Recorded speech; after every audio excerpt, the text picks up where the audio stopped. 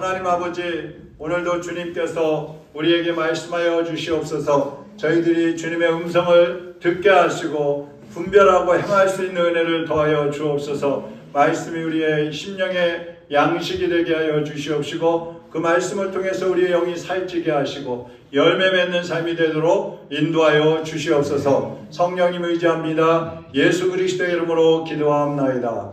아멘. 하나님 말씀 요한복음 17장 1절에서 5절의 말씀이 되겠습니다. 요한복음 17장 1절에서 5절입니다. 교독하겠습니다. 5절을 같이 읽습니다. 예수께서 이 말씀을 하시고 눈을 들어 하늘을 우러러 이르시되 아버지여 때가 이르렀사오니 아들을 영화롭게 하사 아들로 아버지를 영화롭게 하게 하옵소서. 아버지께서 아들에게 주신 모든 사람에게 영생을 주게 하시려고 만민을 다스리는 권세를 아들에게 주셨음이로소이다.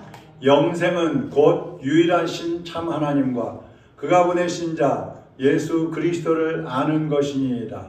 아버지께서 내게 하라고 주신 일을 내가 이루어 아버지를 이 세상에서 영화롭게 하였사오니 아버지여 창세전에 내가 아버지와 함께 가졌던 영화로서 지금도 아버지와 함께 나를 영화롭게 하옵소서. 아멘. 오늘은 영화롭게 하소서 하는 제목으로 말씀을 드리려고 합니다. 성경에는 때라는 단어가 많이 나온다 그랬습니다. 많이 나오고 있습니다. 이 때라는 것은 어느 시점을 말하는 거죠. 어느 때, 무엇을 해야 할 때, 하지 말아야 할 때. 이 때라는 것이 성경에는 굉장히 중요한데 우리가 일상생활을 하면서도 말을 해야 할 때가 있고 말을 하다가 멈춰야 될 때도 있죠.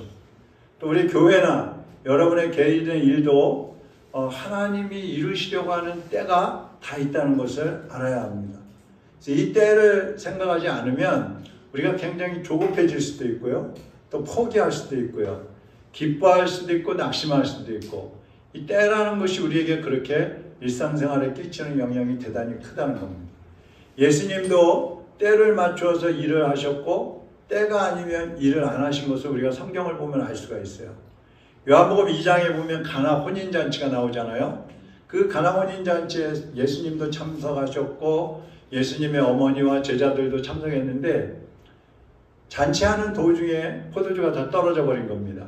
그때 예수님의 어머니 마리아가 예수님께 와서 예수여 포도주가 다 떨어졌습니다. 그랬을 때 예수님께서 하시는 말씀이 아직 내 때가 아니니이다. 이런 말씀을 하셔요.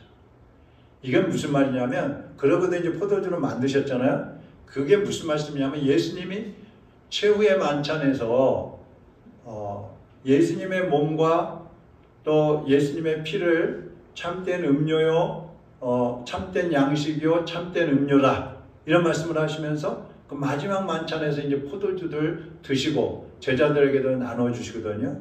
그러니까 그 예수님, 이 때가 아직 안 되었습니다. 이 말은 예수님이 아직 그 피 흘리실 때가 안 됐다.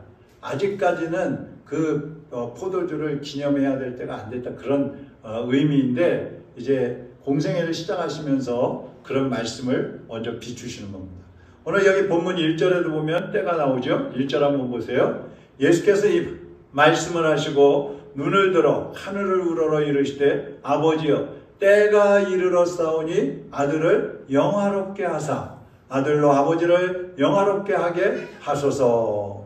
그러니까 여기에서의 때는 뭐냐면 예수님이 영광을 받으실 때가 되었다는 거예요. 예수님이 영광을 이제 내가 영광을 받을 때가 되었습니다. 그럼 이제가 그때가 언제일까요? 무슨 때예요? 뭐 하는 때예요? 이제 이 마지막 기도를 마치신 다음에 예수님 뭐 하셔요? 십자가에 달리시는 거예요. 그러니까 예수님 이 기도의 첫 부분은 아버지 하나님께 내가 이제 영화롭게 되었습니다. 내가 이제 영광을 받는 그 시점이 되었으니 나를 영화롭게 하시고 나를 통해서 하나님 아버지도 영광을 받으십시오. 이런 말씀을 하고 있어요. 그러니까 예수님이 영광을 받으신다는 이 시점은 아버지도 똑같이 영광을 받으시는 거예요. 예수님이 영광을 받지 못하시면 아버지도 영광을 받으실 수 없어요. 이게 무슨 말입니까? 여러분도 마찬가지예요. 우리도 인정받고 세상에서 칭찬을 받으면 영광이 되잖아요, 우리에게.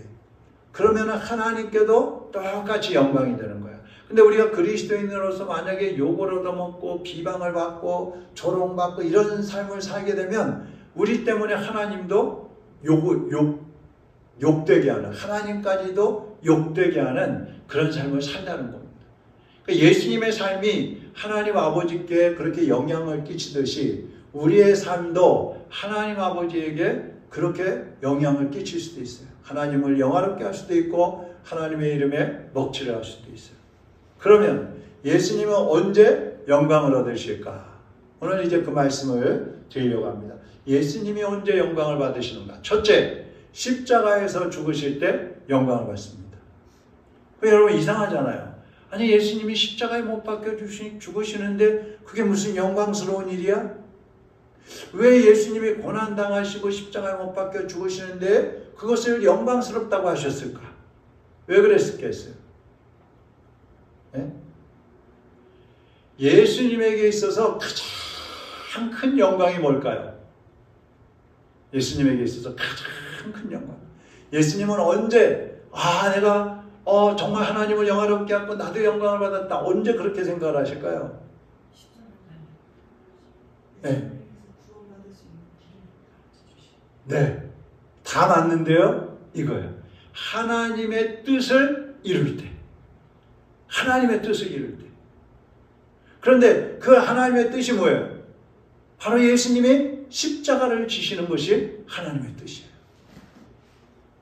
하나님은 온 인류를 만민이 구원받기를 원하시는 거예요. 그런데 예수님은 그 아버지의 뜻을 완수하러 이 땅에 오셨단 말이죠. 세상 만민에게 복음을 전하고 그들을 구원하러 오셨단 말씀이에요. 그러니까 이 아버지의 뜻을 이룰 때에 예수님에게는 큰 영광이 되고 아버지 하나님께도 영광이 되는 거예요. 우리나라에서 다른 나라로 이제 이 사절단을 보낼 때가 있어요. 이재명 대통령도 처음 대통령 되고서 사절단을 외국의 여러 나라에 보냈어요. 그러면 이 사절단이 가가지고 나라에서 부여한 그 일들을 잘 감당을 하고 돌아오면 그들에게도 영광이 되고 나라에도 대통령도 다 영광이 되는 거예요. 근데 가서 그냥 엉뚱한 짓만 하고 맡았던 일은 제대로 하지 못하고 오면 자기 자신에게도 부끄러운 것이고 나라에도 영광이 되지 못하는 것과 똑같은 거예요. 예수님이 아버지의 뜻을 이루시면 예수님께도 영광이 되고 하나님께도 영광이 되는 거예요. 그러니까 십자가는 말로 다 할 수 없는 고통이에요. 희생이에요. 그렇지만 그 십자가에 죽으시는 것이 있어야 만민에게 영생을 얻게 하는 그 하나님의 뜻, 만민을 구원하시고자 하는 그 하나님의 뜻이 이루어지는 거란 말이죠. 그러니까 예수님은 이 십자가를 지실 때에 내가 이제 영광의 길을 가는구나. 내가 이제 드디어 영화롭게 되어지는구나. 이것을 아시고 아버지여 이제 내가 영광을 얻는 때가 되었습니다. 아버지도 영광을 받으십시오. 이러면서 십자가를 지시는 거예요. 하나님은 예수님뿐만 아니라 오늘 우리를 통해서도 영광을 받기를 원하십니다.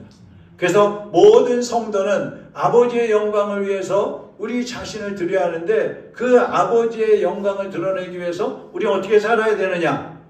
어떻게 살아야 될까요? 한마디로 하면요. 따라합시다. 예수님처럼 살아야 돼. 예수님처럼 사는 길, 그게 어떤 길이에요? 한 영혼이라도 더 구원하기 위해서 희생하는 길이에요. 십자가에 희생하는 길이에요. 고난의 길이에요.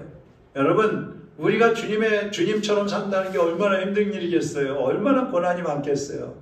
그래도 하는 거예요. 예수님처럼 섬기는 삶을 사는 거예요. 예수님처럼 양보하는 삶을 사는 거예요. 그것이 예수님처럼 사는 거예요. 내 자신에게는 힘든 길이고 내 자신은 희생해야 되고 내 자신은 아파요. 손해봐요. 그렇지만 하나님께 기쁨을 드리는 일이라면 그 길을 우리는 가야 하는 것입니다. 그게 하나님께 영광이 되고 우리에게도 영광이 되는 거예요. 하나님은 십자가에 달려 들어가신 그 예수님을 3일 만에 달리 살리셔서 영화롭게 해주셨어요. 여러분들 예수님처럼 희생하고 고통당하고 섬기고 양보하면서 살면요, 하나님께서 여러분을 높여주시는 것입니다. 우리가 막 희생하고 점점 막 사람들 아래 내려가서 섬기고 그러면 하나님이 더 그래 내려가 그래 꽉꽉 밟으시는 게 아니고, 우리가 내려가면 내려갈수록 하나님은 더 올려주시는 거예요. 하나님이 이 땅에 떨어져 죽을 때에 얼마나 고통스럽겠어요. 그것이 생명이 있다면 얼마나 괴롭겠어요. 그렇지만 그가 그 하늘에 미리 썩어져서 죽을 때에 오히려 그 안에서 하나님의 생명이, 새 생명이 싹여트게 되고, 그리고 많은 열매를 맺는 영광을 얻게 되는 거예요. 이제 우리가 현재의 고난을 바라보면서 힘들다, 아이고 죽겠다, 아이고 이제 나에게 소망이 없어, 그렇게 하지 말고 장차 하나님이 주실 그 영광을 바라보면서 끝까지 믿음의 길, 승리의 길을 가시기를 주님의 이름으로 축원합니다. 두 번째로 예수님이 영광을 얻으실 때는 언제인가? 따라합시다. 사명을 감당하실 때. 예수님이 사명을 감당하실 때에 하나님께 영광이 되는 거예요. 2절 보세요. 아버지께서 아들에게 주신 모든 사람에게 영생을 주게 하시려고 만민을 다스리는 권세를 아들에게 주셨음이로소이다. 무슨 말이에요? 하나님은 예수님에게 만민을 구원하고 다스릴 수 있는 그런 권세를 주셨어요. 예수님이 이 사명, 만민을 구원으로 인도하고 그들을 통치하면서 하나님의 백성으로 살게 하는 이 사명, 이것을 온전히 감당하실 때에 하나님과 또 예수님께 영광이 돌아가게 되는 거예요. 사명. 그러니까 우리 그런 얘기 하잖아요. 사명을 위해서 살고 사명을 위해서 죽는다. 예? 사명 때문에 우리는 살아야 되고 사명 때문에 때로는 죽을 수도 있어야 된다는 거예요. 예수님 그러셨잖아요. 침례 요한이 그랬잖아요. 예수님을 전하러 왔어요. 예수님보다 6개월 전에. 그는 그 사명 때문에 살았어요. 모욕도 다, 가난도, 궁핍함도, 어려움도 다 감당하면서 그 사명을 위해서 살았어요. 그러다가 그 사명을, 죄를 지적하고 회개하라고 외치다가 그는 순교를 했어요. 사명 때문에 살고 사명 때문에 죽은 거예요. 그러니까 누구든지 자기의 사명을 감당하지 못하면 영광을 얻을 수도 없다는 사실을 알아야 됩니다. 세상에서도 내가 할 일을 제대로 못하면 어때요? 사람들이 우리 인정해 주나요? 욕하죠. 잘못했다고 막 지적하잖아요. 그렇지만 우리가 사명을 다하면 어때요? 우리에게 맡겨진 일들을 제대로 감당하면 어때요? 인정받고 칭찬받지 않습니까?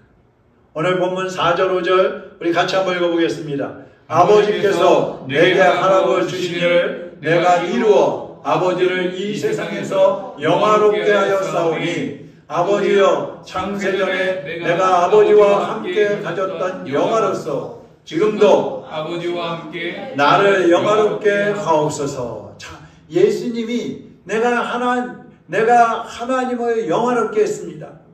그러므로 하나님께서도 이제 저를 영화롭게 해주십시오. 이렇게 당당하게 기도하시는 거예요.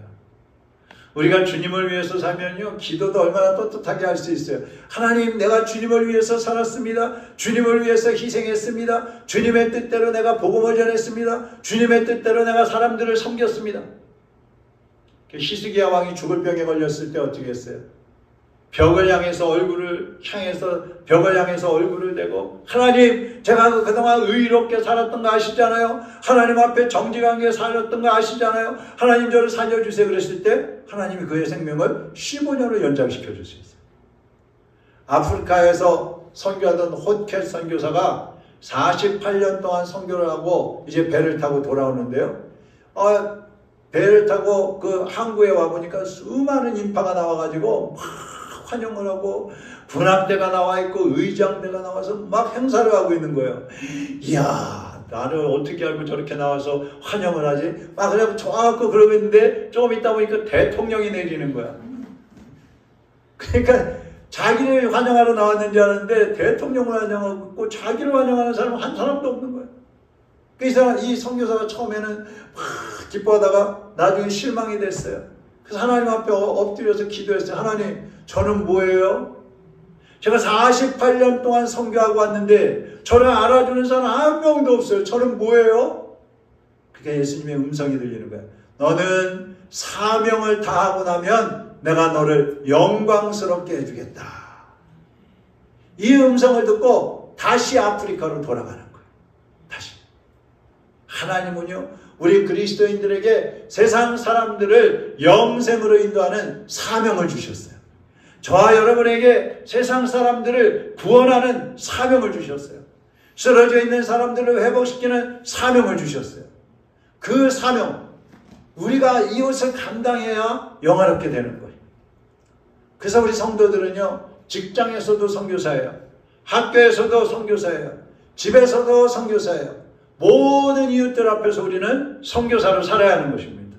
그 한 사람 한 사람을 살리는 선교사. 그러니까 여러분, 우리의 말과 행동이 얼마나 중요해요. 나랑 친한 사람이라 할지라도 가정에서 내가 선교사인데, 가정에서도 내가 말 한마디 행동 하나 하는 거 자녀들이 배우자가 부모가 다 보고 있는데, 예? 내가 친한 사람들하고 평소에 어울리던 관계하던 친한 사람들하고도 관계할 때에 우리의 언행을 그들이 다 보고 듣고 있는데, 우리가 잘못하면 그 사람들의 영혼이 실종할 수 있어요. 그러면 우리는 사명을 감당하는 게 아니라 오히려 사명을 그르치게 되는 거죠. 언제 어디서든지 우리는 구원의 사명을 감당하면 하나님께서 우리를 영광스럽게 주시는 것입니다. 그 다음에 세 번째로 예수님이 언제 영광을 받으시느냐. 예수님을 높이는 것이 영광인 것입니다. 자, 우리가 주님을 높일 때에 주님이 영광을 받으신다 이 말이에요. 3절 한번 읽어보죠. 시작. 영생은 곧 유일하신 참 하나님과 그가 보내신 자 예수 그리스도를 아는 것입니다. 영생이 뭐래요? 하나님과 예수님을 아는 것이 영생이다. 이게 무슨 소리야? 여러분, 우리가 믿음이 뭐예요? 내가 알고 있는 성경 말씀을 통해서 알고 있는 그 예수님이 나의 구원의 주님이라고 믿는 거예요. 성경 말씀을 통해서 하나님이 나의 창조주이시고 나의 아버지이심을 믿는 거예요. 그래야 영생을 얻는 거잖아요. 그래서 아는 것, 하나님을 경험하고 예수님을 영접하고 예수님을 경험하며 사는 것이 영생이라 이 말이에요. 그 이 영생은 하나님과 예수님을 아는 것. 하나님은요, 육신의 눈으로는 보이지 않아요. 그래서 하나님이 어떤 분이신지 알려면 누구를 봐야 될까요?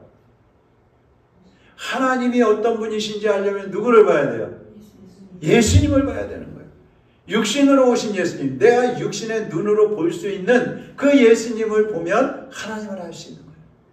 예수님을 보면서 아, 저분이 바로 하나님이 보내신 분이구나. 예수님의 삶을 보면서 아, 하나님이 바로 저렇게 예수님처럼 희생하시고 모든 것을 내어주시는 분이구나. 사랑의 하나님이시구나. 이걸 깨닫는 거예요. 요한복음 14장 7절에서 11절에 한번 보면은요, 빌립이 제자들이 예수님에게 아버지를 보여주세요. 하나님을 보여주세요. 이렇게 얘기를 합니다. 그랬더니 예수님께서 9절 한번 보세요. 9절. 예수께서 이르시되 빌립아, 내가 이렇게 오래 너희와 함께 있을 때 3년 동안 함께 계셨잖아요. 내가 나를 알지 못하느냐? 나를 본 자는 아버지를 보았거늘 어찌하여 아버지를 보이라 하느냐?